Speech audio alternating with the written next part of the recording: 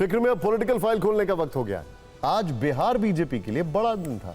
BJP ने आज एक साथ दो ऐसे दांव चल दिए जिससे आरजेडी के साथ दूसरी विपक्षी पार्टियों को बड़ा राजनीतिक आघात जरूर पहुंचा होगा। शुरुआत दो तस्वीरों से करते हैं। भोजपुरी सुपरस्टार पवन सिंह की बीजेपी में एक बार फिर वापसी हो गई है और इसने बिहार के चुनावी माहौल को गरमा दिया है। आज पवन सिंह की मुलाकात बिहार लोक मोर्चा के अध्यक्ष उपेंद्र कुशवाहा से हुई। उन्होंने झुककर पैर छुए, कुशवाहा का आशीर्वाद दिया।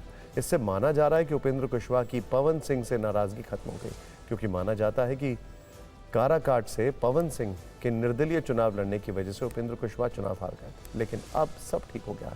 इस मुलाकात के कुछ घंटे बाद दिल्ली में पवन सिंह ने गृह मंत्री अमित शाह से मुलाकात की। इन बैठकों से साफ संकेत मिल रहे हैं कि पवन सिंह बीजेपी में अपनी दूसरी पारी शुरू करने जा रहे हैं। बीजेपी और एनडीए के नेताओं से मुलाकात के बाद पवन सिंह ने एक्स पर उन मुलाकातों की तस्वीरों को शेयर करते हुए लिखा, जातिवादी राजनीति के पोषकों के दिल पर आज ये फोटो देखकर सांप लौट रहा होगा, लेकिन जिनके दिल में विकसित बिहार का सपना बसता है वो कब तक एक दूसरे से दूर रह सकते हैं।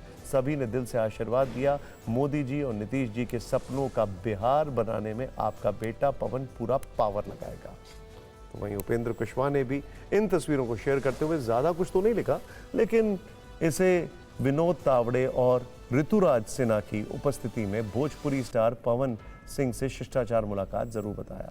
बिहार के मगध और शाहबाद इलाकों में लोकसभा चुनाव में झटका खा चुके एनडीए गठबंधन को पवन सिंह की री एंट्री से बिहार विधानसभा चुनाव में फायदे की उम्मीद है। बीजेपी का यह दांव सीधे शाहबाद और डेहरी ऑन सोन की 24 से 25 सीटों पर असर डाल सकता है। यहां से 2020 विधानसभा चुनाव में बीजेपी ने 25 में से 11 सीटें जीती थी।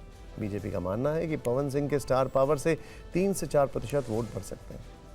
वोटों का ये अंतर हार जीत के लिए काफी होगा। इसके अलावा पवन सिंह राजपूत समाज से आते हैं, ऐसे में राजपूत वोट बैंक साधने में ये रणनीति काम आ सकती है। कुल मिलाकर पवन सिंह की एनडीए में री एंट्री ने बिहार चुनाव की सियासत को नया मोड़ दे दिया है, लेकिन विपक्ष को ये उपेंद्र कुशवाहा के खिलाफ साजिश नजर आ रही है।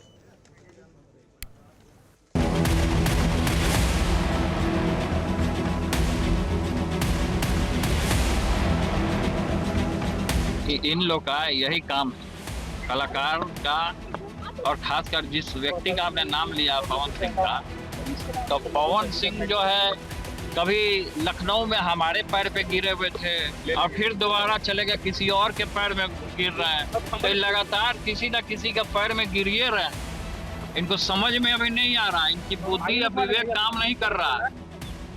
तभी क्या करेंगे नहीं करेंगे वो जानेंगे। पवन सिंह जी क्या करेंगे नहीं करेंगे। वो कलाकार हैं, उनको कलाकारी करना चाहिए अपना। कहाँ वो चुनाव में पड़ रहे हैं पॉलिटिक्स।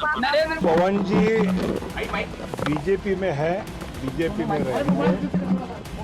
आदरणीय उपेंद्र कुशवाहा जी ने उनको शुभकामनाएं आशीर्वाद दिया है और आने वाले चुनाव में एनडीए के लिए पवन जी सक्रियता से काम करेंगे बीजेपी के कार्यकर्ता के नाते। बहुत साफ है कि उपेंद्र कुशवाहा जो बिहार के कुशवाहा समाज के एक स्थापित नेता थे, उनको भाजपा ने उनके नेतृत्व को चुनौती दिया और उनकी राजनीतिक ताकत को लगभग समाप्त करने के उद्देश्य से उन्होंने पवन सिंह को भाजपा की बी टीम के रूप में उनको चुनावी मैदान में उतारा और भाजपा निश्चित तौर पर कामयाब रही। उपेंद्र कुशवाहा आज के दिन में उनकी राजनीतिक ताकत समाप्त करने में कामयाब।